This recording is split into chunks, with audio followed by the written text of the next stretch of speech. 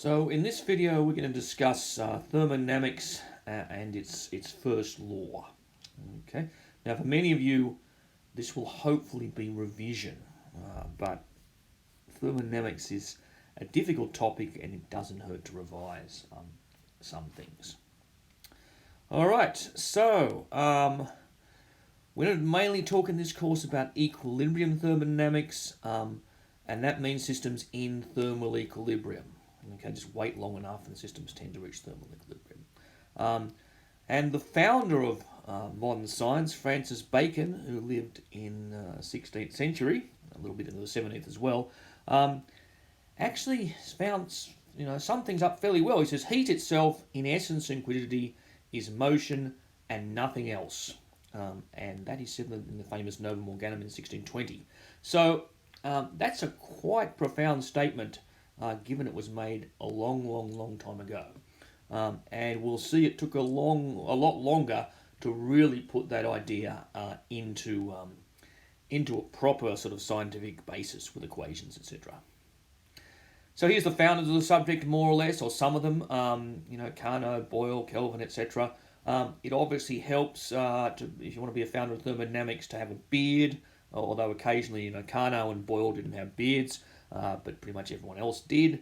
And it also helps to be in the 19th century, so that pretty much rules most of us out. We're not going to make any contribution, but there are still lots of unsolved problems in stat mech, so don't worry. You can still make contributions to that part of the subject. All right, so we need to distinguish between two kinds of quantities. The first kind are extensive, and they're proportional to the amount of stuff in a system. So an obvious extensive quantity is the volume or the mass, okay? But then, there are other less obvious ones, the number of particles, and really less obvious ones like the entropy, the internal energy, Gibbs free energy, Helmholtz free energy, which is sometimes given the symbol A, and also the enthalpy. So these are all extensive quantities, which means if you double the amount of stuff, you double the mass. Okay, if you double the amount of stuff, you double the volume, at least to a constant pressure. You double the entropy. So they're extensive quantities. They're proportional to the amount of stuff you have. There are also intensive quantities, which don't depend on the amount of stuff normally. So if you have a uniform system, the density, for instance, the temperature, the pressure, the surface tension, the colour, all these kind of things don't depend on how much stuff you have normally, except, of course, in certain cases. If you get down to a system only having 3 atoms, then the density can start to vary with the number of atoms, but we won't go into that. You need to get very small systems. Thermodynamics normally deals with larger systems, although it doesn't have to. Right, and so you should also be familiar with the equation of state for a system. So if we have the thermodynamic variables such as pressure, volume, number of particles, temperature, they're not all independent when you have a system in thermal equilibrium. Okay? And you might like to try and think about why that is the case. I think it's probably a fairly deep question.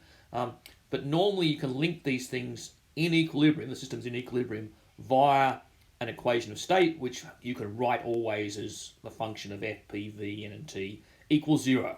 Okay, what that function is not clear, but except for some systems where it is clear. But in general, you can always write an equation of state like that. And for an ideal gas, for instance, we have PV minus n kBT is 0. Okay. To give you another example, if you have a gas of hard spheres of diameter sigma, so here they are, then the equation of state is approximately PV on n kBT equals this function over here, which is a function of eta, which is roughly, it's sort of proportional to the volume fraction of the spheres. So it's proportional to this here.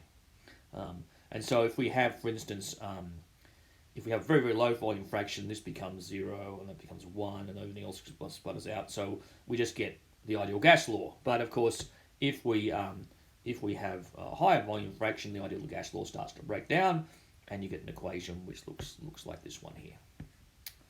Okay, it's another equation of state. So the equation of state applies if you are in an equilibrium, a thermal equilibrium state. Okay, and I'm assuming here you know roughly what that means for the system to be in equilibrium. Okay, intrinsically you know. You've seen enough examples before. Right, now our equation of state, which is this thing equals 0, defines a surface in PVT space if you have n fixed. So let's fix the number of particles n. And this equation then gives us a function of PV and T equals 0, and that tells us a surface in this space of P, T, and V. Okay, and there's our surface. This is our surface just here, and all equilibrium states lie somewhere on this surface. I'm not sure where necessarily, but they'll lie somewhere on the surface. Okay, and you can figure out where they lie from just specifying what T and V are, and you can solve for P. Okay. So, often in this course we're interested in thermodynamic transformations, and that means we take some equilibrium state A and change one or more of the external conditions. We might change P, or we might change V, or we might change T, or we can add and change all of them. We can add heat, do all kinds of weird stuff, do work on the system, and once we've done that, we find it's in a new equilibrium state B. Okay. Now, these two states A and B, they must be equilibrium states. Okay, so you must take it from a state A to a state B, both of which are in thermal equilibrium. Okay, if we change the system very slowly, we call the change quasi-static, and the system goes from A to B through a series of equilibrium states. So it goes A to B, and you change it very slowly, and it remains on this surface. Right, so we go slowly across here. We could change it slowly and do a different path entirely and still get to B. Okay. In such cases, the change is usually reversible, and that means reversing the change gradually from B to A will actually take us back from B to A. Okay, by whatever path we like. Okay. Now, if you want to get technical, there are such situations where you can make a change which is quasi-static, which is not reversible. And an example might be where you're compressing a gas in a cylinder, but there's friction at the same time, and you're generating some heat from friction, and you can't get that back. So reversing it might not work too well. Okay, but generally quasi-static and reversible are sort of assumed to be pretty much equivalent. Okay, so that's a thermodynamic transformation. Okay. Now, of course, sometimes we'll get irreversible transformations. We'll do that in a minute. But let's look at reversible isobaric expansion of a gas. So isobaric means constant pressure. Okay. So we're going to expand the gas between two states, 1 and 2. So here's our gas in a cylinder. I'm going to make it expanded so it goes up to. Well, should make the cylinder the same size. I should think it'd be better. And we're going to expand it so it goes up to here, say. Okay. All right. So we've gone from state 1 to state 2. We're going to expand it under constant pressure, and by a factor of alpha. So we're going to go from volume V1 to a volume alpha V1, and we're going to have the pressure constant. So P2 and P1 are the same. It's isobaric expansion. We don't know what T1 and T2 are at the moment, but we can figure that out. So since PV equals NKBT, we can vary V from V1 to V2, which is alpha V. And we always know what the pressure is, because we always know from this equation of state what the pressure is. We always know the pressure is constant, so that's easy.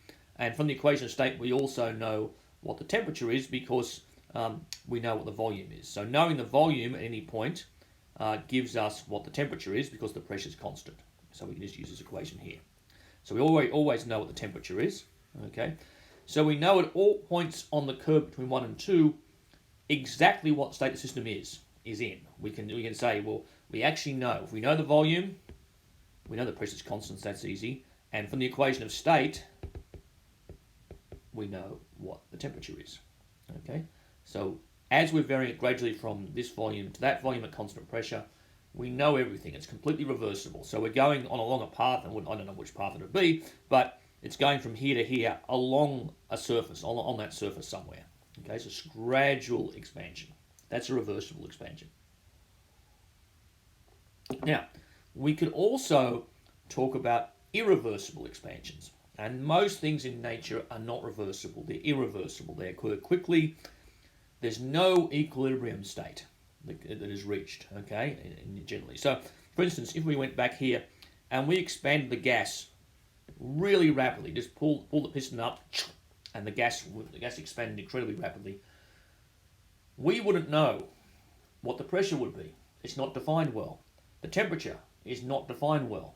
The volume maybe is defined, the volume the gas occupies is defined, but the pressure and the temperature are not defined. And this equation of state here means nothing. It doesn't work if you have a system rapidly expanding. Okay, it's out of equilibrium.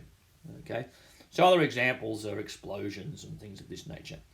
In that case, we can still go between this equilibrium state and that equilibrium state, but we are going via an irreversible process. And in those cases, we go from A to B or from 1 to 2 via by leaving this surface. Here it's as a dotted line. It's an irreversible process. Now, we're not really even just leaving the surface. We're in a totally different plane, an entirely different game here, because you can't specify what the pressure and the temperature are.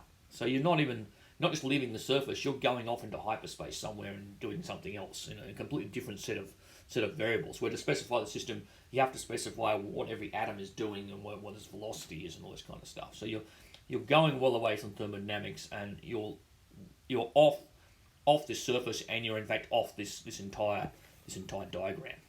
Okay, so that's an irreversible expansion. But for an irreversible expansion, you can still go between two equilibrium states. So you might start in an equilibrium state, do your quick irreversible expansion, arrive at another equilibrium state, and it still looks, the two equilibrium states are just equilibrium states, and they don't care how they got there, but they got there by going through completely non-equilibrium states. So you still end up with equilibrium states in the end. Okay, and that's a very useful concept we'll use later on when calculating entropy changes. You'll see that. So, let's go to something which predates thermodynamics, which is the idea of work. Okay, and you already know from college, high school, that a force acting over a distance ds does a work which is F ds. Okay, now if we have a reversible transformation which passes through equilibrium states, we can define the pressure P.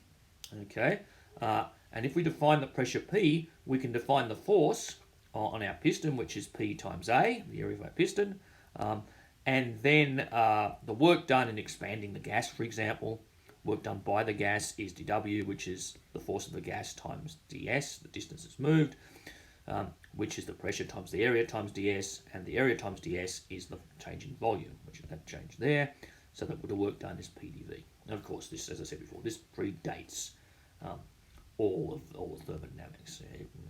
Not by much, but by enough.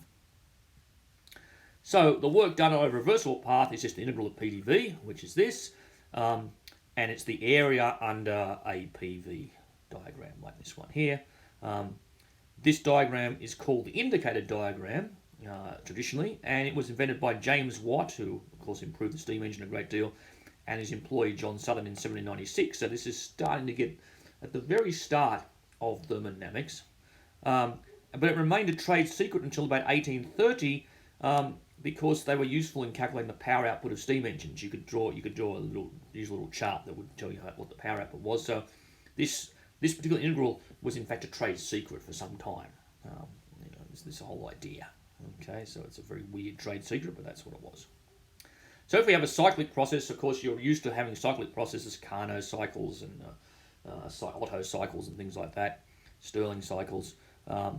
The work done in the cyclic process is just the integral over the cycle. So PdV, I'm going to do this right. This is PdV if you like, so it doesn't look so weird. And that's the area and on that curve, inside that curve there. So that's the work done for a cyclic process. It's a slight generalization. Okay, that's work. Now we start thermodynamics proper. When we start talking about heat. And as I said at the bottom here, the nature of heat and its relationship to work and energy was the major stumbling block in thermodynamics for at least 2 centuries. What we now take for granted, so the equivalent of work and heat and energy, all these things are related by the first law, caused the finest minds in the world at the time to scratch their heads and wonder what the hell was going on.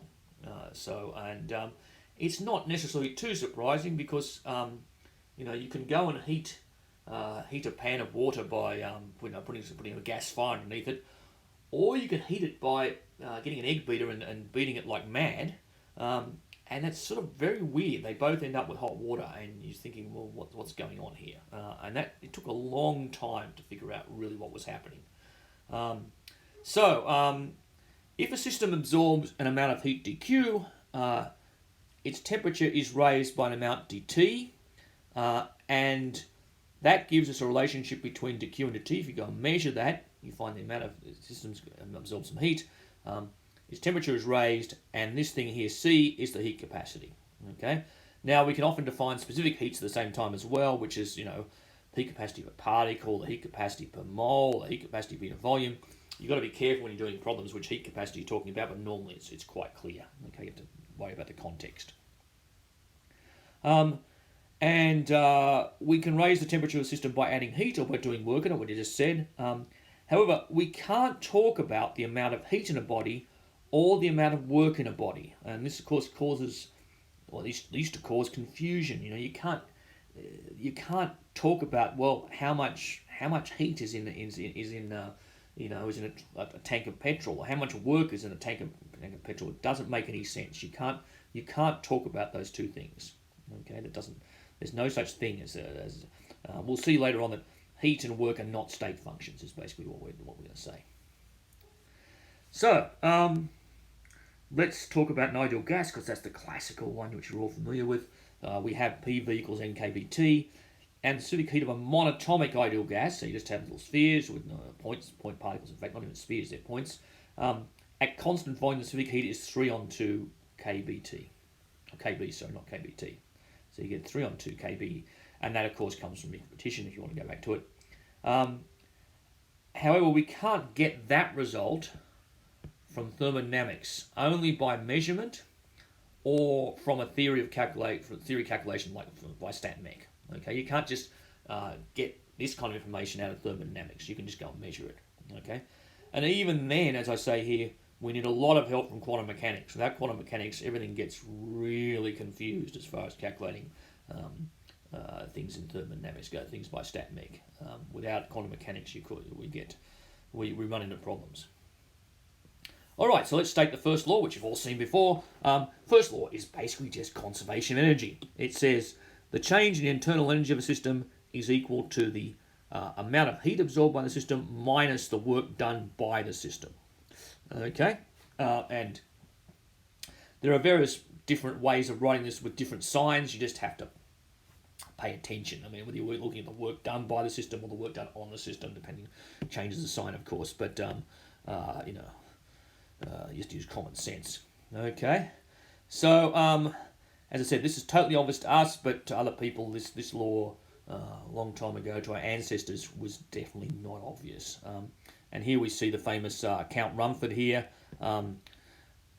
He's looking at cannon, boring of cannon here, and realizing that when you bore cannon, you have to cool them all the time because of the heat generated by the drill.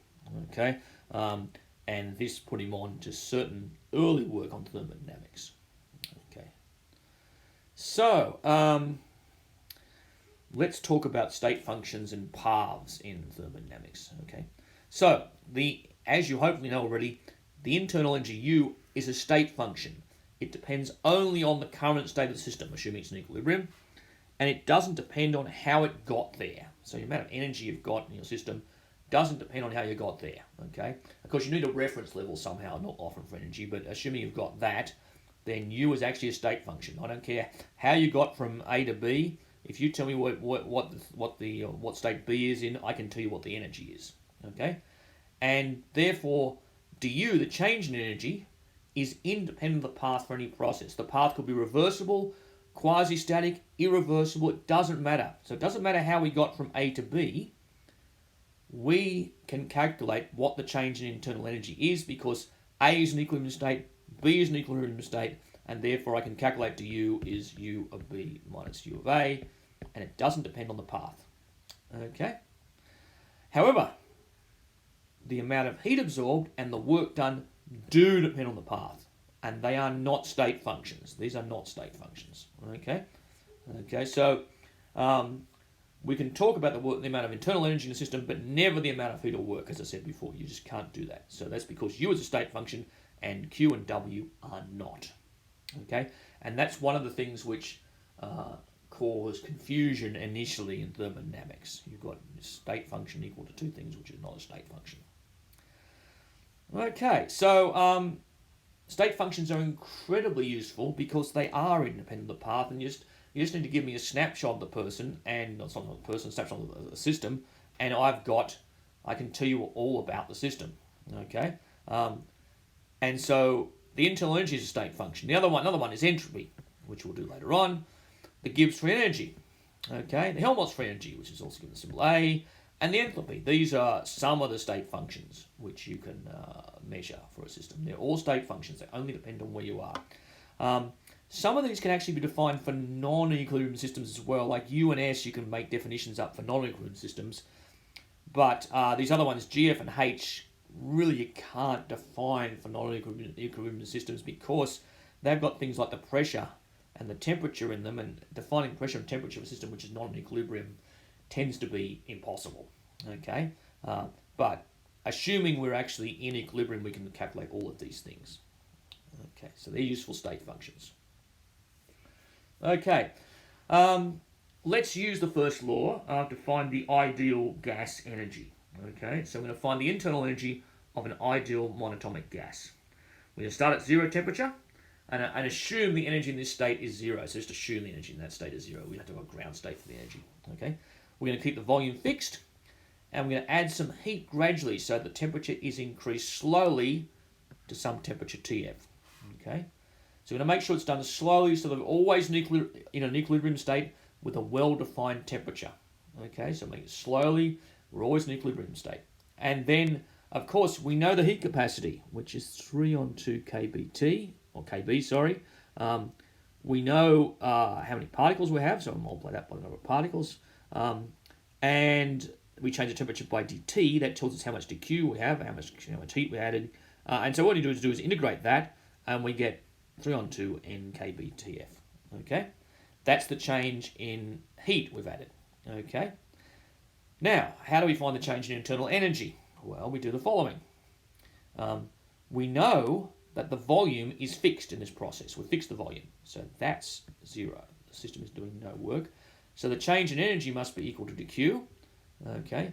And hence the internal energy of an ideal classical monatomic gas at temperature T is that. That's our internal energy. Okay? This internal energy does not depend on the volume or the pressure if you have an ideal gas. Okay? That's a great result because the internal energy of an ideal gas only depends upon the temperature. But you should go through this argument and look at the logic in it. Okay? It looks like we've done nothing, but in fact we have done something because what we've said is we're going to add heat to the system at constant volume, and we can calculate how much heat we've added if we change the temperature because we know the heat capacity. Okay? But we want the internal energy, and to get the internal energy, we have to use the first law of thermodynamics to use that one. Use that one there. So that gives us the internal energy of our system, ideal gas. Okay, so the logic here is really crucial. I mean, thermodynamics is full of these arguments which look like we've done nothing, but we have done a lot. Okay. All right. Let's look at the specific heat at constant pressure of a monatomic ideal gas. So now we're going to do the thing at constant pressure. Okay, so we want the specific heat. So we start in an equilibrium state with a pressure P, which is to be kept fixed. So we're going to do constant pressure. P is fixed. We add some heat, dQ. All right. This increases the temperature by an amount dT, and we know how much the increase is because it's dQ is number of particles times specific heat per particle at constant pressure times dT. Okay. The problem is we don't know what CP is. We're going to try and calculate that. But if we knew what CP was, we can calculate all of this. Okay? So, Remember, the internal energy of an ideal gas is always this, okay, and it's a state function, okay. So this changes by 3 on 2 kB NDT, okay. That's how the internal energy changes. So then we can write down the first law. Du is Q minus dW, the work done by the gas. The work done is PdV, and since PV is NkVT for an ideal gas and P is constant, we know the work done is NkVdt, and hence we can write down from the first law this equation. That's du, that's dq, and there is dw. Okay, and then we can solve that for Cp, and we get Cp is 3 on 2 kV plus kV, which is 5 on 2 kV. So that's absolute heat at constant pressure. Okay, and the logic there is also really crucial to go back and understand what's happening here, because remember this result we derived from looking at a system at constant volume, but the internal energy just depends upon the state and doesn't depend how you got there. So that's how we can use that. All right. So that's the logic here is very, very important to look at. Again, the mathematics here is just totally trivial, but the logic is not. Okay. So if we have a general ideal gas, so the gas is still ideal, but it's not monatomic. Okay. May not be monatomic or it might be polyatomic. Okay, might not be monatomic, could be polyatomic. Okay, so what do we do then? Okay, maybe say maybe polyatomic. Well, in those cases, what you find out is that the internal energy is the number of particles times CVT. CV is the heat capacity at constant volume, and CV is alpha Kb. And alpha is some constant, alpha is a numerical constant, a positive one. And you find all the time that Cp, if you do the calculation again, is always equal to Cv plus Kb. So you just generalize our previous calculation. Okay. So what's most important to emphasize here is that for any system, the added heat for a temperature change dT at constant volume is always that, at least for an ideal gas. It's always that. Okay. dQ is NCV dt. Okay. Actually, no, this is true for any system. This law is true for any system. dQ is NCV dt. But for an ideal gas, the internal energy change is always du is equal to NCV dt. This is not dependent on the process. It could be a constant volume, constant pressure, constant colour. It doesn't matter. Okay, this is always true. This law for an ideal gas, even though you've got CV here. Okay, it's really important to remember that. Even though it looks like you're doing it at constant volume, the change in U is always N times the heat capacity at constant volume times dt. Okay, so that's for a general gas. All right, so we're going to finish by talking about magnets, because ideal gases are a little bit dull, and thermodynamics can apply to lots of other systems, and it turns out that magnets are important in low temperature physics. Low temperature physics used to be about, say from the period, say 1900 to about 1960 or something, used to be a very, very active field of research in physics. Less so now. Less so, it's being sort of more practical now. Okay, so in magnetic systems, the pressure is not usually a useful variable, and what you find if you go to magnetic systems, many elements are paramagnetic. Okay, oxygen, sodium, lithium, aluminium. This means if you apply a magnetic field H, that's our intensive variable, it induces a positive magnetization, which is dipole moment per unit volume in the sample. Okay, so I apply a field, I start aligning the dipoles, you get a dipole moment, and the law normally is that the dipole moment per unit volume is equal to chi, the magnetic susceptibility, times the field you applied. So that's called that's a paramagnet. Okay. So let's look at all these different kind of magnets. There's paramagnets, diamagnets, and ferromagnets. Okay. In a paramagnet, the magnetic dipoles of the material align weakly with the applied field. Okay, that's a paramagnet. So where's a picture there? There's one. Okay. In a diamagnet, the dipoles align opposite to the field. That's weird. You apply in a paramagnet, you basically, a diamagnet, you apply a field and they align opposite to the field. Okay. But paramagnets and diamagnets both share one thing, that there's no permanent magnetization. You cannot take a fridge magnet out of aluminium. You can't make a fridge magnet out of aluminium because as soon as you remove the applied field H, the magnetization goes away. So that's pretty pointless. You know, I'd have to keep up. You know, the only way to make a fridge magnet like that would be to actually have a sort of a battery-powered, you know, fridge magnet. Okay, and you know, as soon as the battery ran out, all the things would drop off the fridge. So in paramagnets and diamagnets, the magnetization is induced by the applied field. However, what we normally call a magnet is a permanent magnet, and normally made from iron or some other weird, some alloy. And in those cases, the magnetization is permanent, and they're ferromagnets. Okay, you can remove the H field and still have alignment like this. If you apply a H field, the alignment becomes along the field, but you can remove the H field and you still have a permanent dipole moment. Yeah. So I should just say here that in the textbook, Mr. Wang's textbook, you will find that he defines M, the magnetization, as the magnetic moment of the entire sample. Okay. Normally in books on electromagnetism, M is reserved for the magnetic moment per unit volume. So instead of writing M on V equals chi H, we would write M equals chi H. Okay, and thus for a paramagnet, M on V describes the induced magnetic response of a material. Okay, so there's a difference between one, which looks like this, and electromagnetic books you might be used to. Okay, they have it divided through by the volume. So for one, this is the magnetic moment for the whole sample. For electromagnetism books, this is the magnetic moment per unit volume. All right, so let's look at paramagnets. And paramagnets were studied heavily, like other magnets, by Pierre Curie, who was unfortunately killed very early on in his life. And in a paramagnet, what you find is magnetic moment per unit volume is equal to chi times H, susceptibility times H. And Pierre Curie showed that the magnetic moment per unit volume, chi was proportional to some constant divided by the temperature. Okay, this is not true for a diamagnet, but true for a paramagnet, it's true. Okay, this constant C here is a constant, and thus the equation of state for a paramagnet, if you want to write down some equation of state in terms of the variables M and H and T, you can write down this, where that is our constant kappa. Okay, so that's our equation of state. So we're doing thermodynamics. So what about doing some work? Okay.